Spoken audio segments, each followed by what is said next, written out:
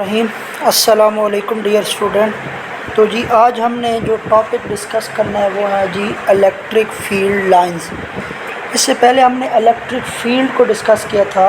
Electric field basically क्या चीज़ थी कि किसी भी चार्ज के गिर्द एक ऐसा रीजन या स्पेस जिस पे वो क्या करता है, दूसरे चार्ज पे फोर्स एक्सर्ट करता था।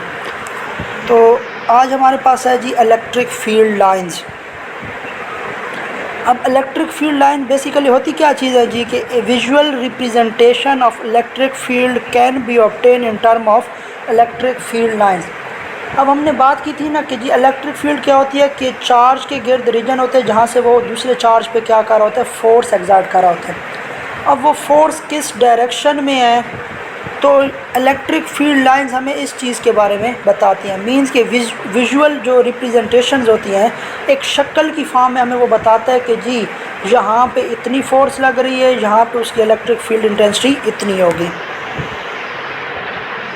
फिर जी है कि एमसीक्यूज़ में पूछते हैं कि who give the idea of electric field lines, कि किसने इलेक्ट्रिक फील्ड लाइंस का हमें आइडिया दिया था। तो इलेक्ट्रिक फील्ड हो या इलेक्ट्रिक फील्ड इंटेंसिटी हो या इलेक्ट्रिक फील्ड लाइंस हो, सबका जो आइडिया था वो किसने दिया था, माइकल फैराडे ने दिया था। Michael Faraday give the idea of electric field lines. उसके बाद हम इसके इंट्रोडक्शन पे आ जाते हैं। तो पहला पॉइंट मैंने लिखा है, electric field lines can be thought as a map that provide information about the direction and strength of electric field at various places. अब जी पहले पॉइंट में मुझे बता रहा है कि जी इलेक्ट्रिक फील्ड लाइंस क्या है, एक मैप है।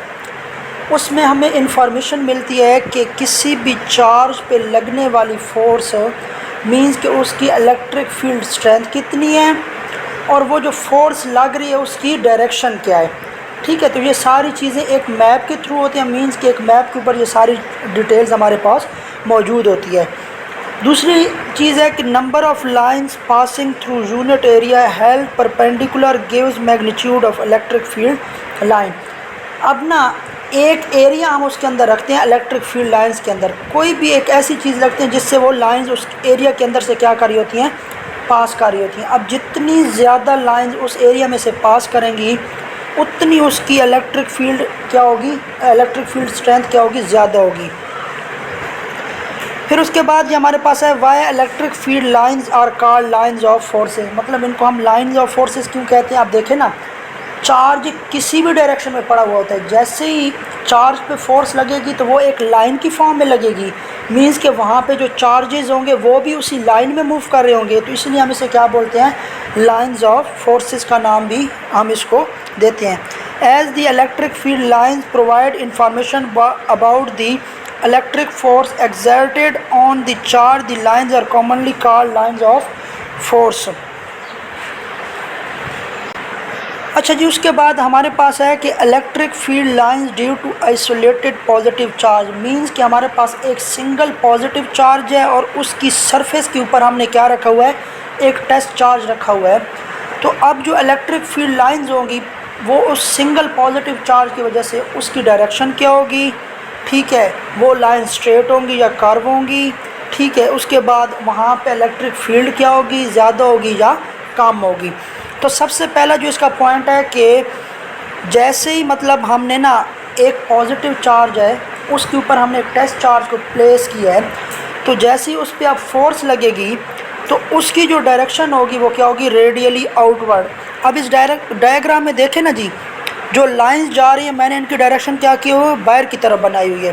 तो ये क्या करती हैं, रेडियली आउटवर्ड मूव करते हैं। इसकी रीज़न क्या है, एक भी पॉजिटिव चार्ज है और दूसरा टेस्ट भी जो चार्ज है वो भी पॉजिटिव है। तो पॉजिटिव को क्या करता है, रिपेल करता है। तो इसी वजह से उसकी जो डायरेक्शन हो जाएगी वो क्या होगी, रेडियली आउटवर्ड होगी।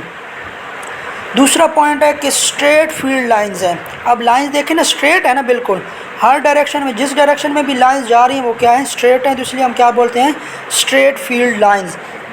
अब क्योंकि इस लाइंस के अंदर चार्जेस भी फ्लो कर रहे होते हैं तो इसलिए चार्ज भी क्या फॉलो करेंगे, स्ट्रेट पाथ को फॉलो करेंगे। चौथा पॉइंट है हमारे पास नॉन यूनिफॉर्म इलेक्ट्रिक फील्ड। जो इलेक्ट्रिक फील्ड होगी वो क्या होगी, नॉन यूनिफॉर्म होगी। अब जहाँ पे लाइंस एक दूसरे के क्लोज होंगी वहाँ पे इलेक्ट्रिक फील्ड क्या होगी, ज़्यादा होगी। जहाँ पे लाइंस के दरमियान जो डिस्प्लेसमेंट है या डिस्टेंस है, तो फासला है, वो क्या होगा, वहाँ पे इलेक्ट्रिक फील्ड क्या होगी, कम होगी। तो ये थी हमारे पास electric field lines due to isolated positive charge. अब उसके बाद है जी, जब नेगेटिव चार्ज आ जाए तब हमारे पास इलेक्ट्रिक फील्ड लाइंस क्या होंगी। अब जो हमने पॉजिटिव चार्ज के लिखी है ना, सिर्फ हमने एक पॉइंट चेंज करना है कि इसकी जो डायरेक्शन होगी वो क्या हो जाएगी, रेडियली इनवर्ड हो जाएगी। बाकी सारे पॉइंट्स हमने क्या करने, सेम लिखने हैं। उसकी रीज़न क्या है कि इसकी डायरेक्शन रेडियली इनवर्ड क्यों होगी, क्योंकि अब देखिए चार्ज कौन सा है, नेगेटिव है, और ऊपर जो उसकी सरफेस पे पड़ा हुआ है वो क्या है, पॉजिटिव टेस्ट चार्ज है। तो नेगेटिव पॉजिटिव आपस में क्या करते हैं, अट्रैक्ट करते हैं, तो इसलिए इसकी डायरेक्शन क्या हो जाएगी, इनवर्ड हो जाएगी। बाकी सारे पॉइंट एज इट इज़ हमने लिखने हैं जो हमने पॉजिटिव चार्ज के लिए लिखे हैं। उसके बाद ये हमारे पास आ गया कि electric field lines due to opposite charge. अगर अब दो चार्जेस आ जाएं और दोनों क्या हों, ऑपोजिट हो, तब इलेक्ट्रिक फील्ड लाइन किस तरह होंगी।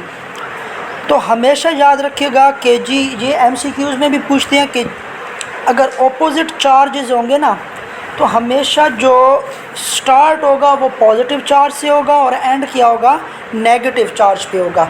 किस तरह कि एक टेस्ट चार्ज हमने रखा है, अब पॉजिटिव चार्ज से हमने क्या किया है, स्टार्ट किया है। अब पॉजिटिव को क्या करता है, रिपेल करता है, लेकिन दूसरी साइड पे देखें तो क्या है, नेगेटिव चार्ज है।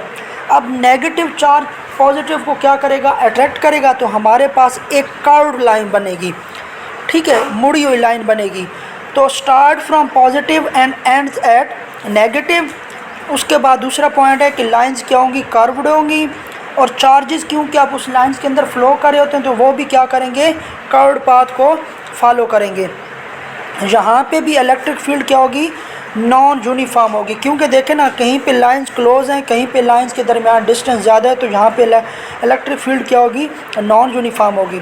और किसी भी लाइन पे, किसी भी पॉइंट पे अगर हमने इलेक्ट्रिक फील्ड की डायरेक्शन फाइंड करनी है तो वहाँ पे हम क्या करते हैं, टेंजेंट ड्रा करते हैं। टेंजेंट से हमें उस लाइन की इलेक्ट्रिक फील्ड का पता चलेगा। और जी लास्ट पॉइंट है कि electric field is maximum at centre, कि जो इलेक्ट्रिक फील्ड है ना वो सेंटर में क्या होगा, मैक्सिमम। अब यहाँ पे देखें ना, दो लाइंस आपस में बहुत करीब हैं, तो इसलिए हम क्या कहते हैं कि इलेक्ट्रिक फील्ड वहाँ पे क्या होगी, मैक्सिमम होगी। तो ये जी आज का हमारा लेक्चर था। अगर आप लोगों को किसी भी पॉइंट में इशू है तो आप जी पूछ सकते हैं।